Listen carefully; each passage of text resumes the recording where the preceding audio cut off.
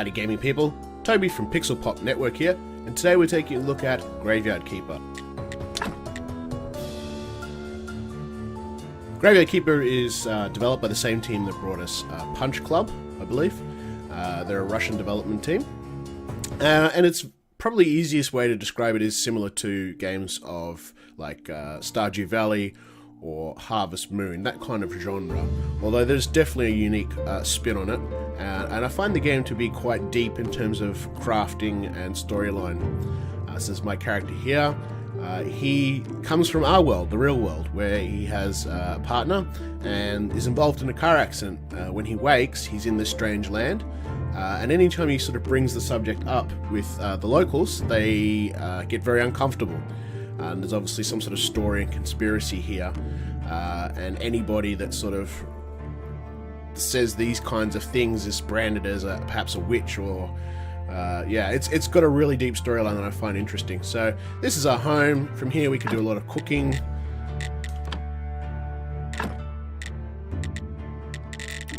There's quite a lot to this game. It's quite deep. Heading outside, we've got our workyard area. You know, and from here I can work with wood and stone, metals, that sort of stuff. And there's quite a bit to be done here. If I go into my tech tree, this is my character, some perks I've unlocked. So we've got, because you'll be responsible for bodies coming in, you are a graveyard keeper, so you have sort of anatomy and alchemy skills. And yeah, there's obviously, this is an alpha, so not everything's available yet. But the game will be releasing August 15th, and obviously all this not available content will be in the game. Then you have theology, so you're also responsible for running the local chapel and giving sermons, and that's a great source of income and other buffs. Book writing is largely for sort of science and research, and it's a great way to sort of gain experience, which is up here. So the red is sort of from when you do crafting and physical things, green is from nature, and then blue is spiritual, and it's the hardest one to get, but yeah, things like book writing will help facilitate that. Farming, nature, so you could do bees, you could do crops, you can do grape farming, you can do you know, fertilizers and all sorts of stuff, wines, obviously more to come. Smithing, so your metal working, glass working, things like that.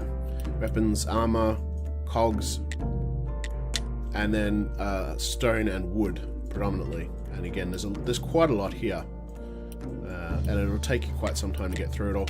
Then we've got our known NPCs, so myself needing to get back home, the donkey that's Russian and calls you comrade, the local bishop, other characters. Some of them only appear on certain days, and of course all of them have a reputation system that you'll probably want to improve.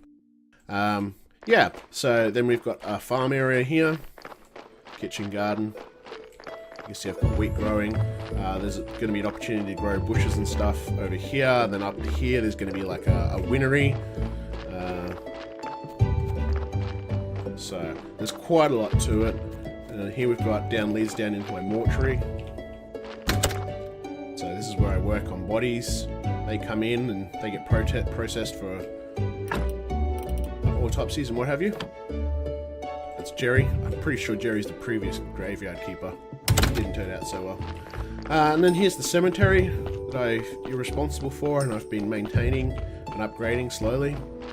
And the idea is to get the higher the quality graveyard and church, the more money you're going to make, basically. And then there's the church I've been working on. Oh look, someone's been in the confession booth. Lovely. Yeah, and so you'll come in here once a week, and that particular day, and give sermons. So there's 6 days in the week, and that's just a rotating weekly schedule. There doesn't appear to be any months or years, although my save game does note how many days I've been playing.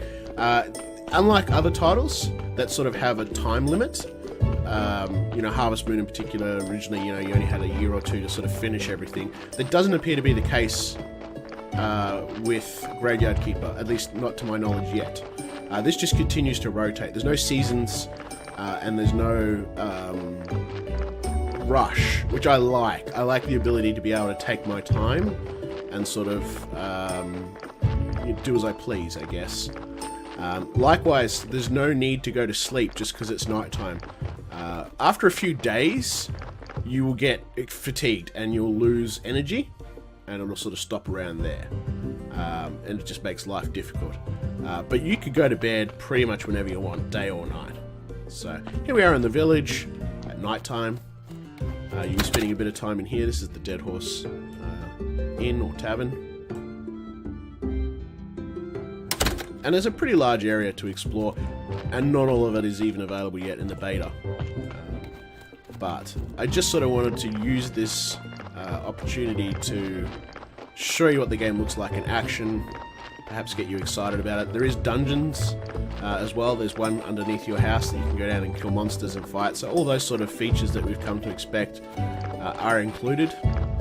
But I just find that the lack of time restraint and the depth of the crafting and gathering to be very satisfying, and I've been thoroughly enjoying the game so far. I've put a lot of hours into it. Very much looking forward to the full release, August 15th. Thank you very much for watching this video. I'll include all the relevant links in the description below, and thank you for watching.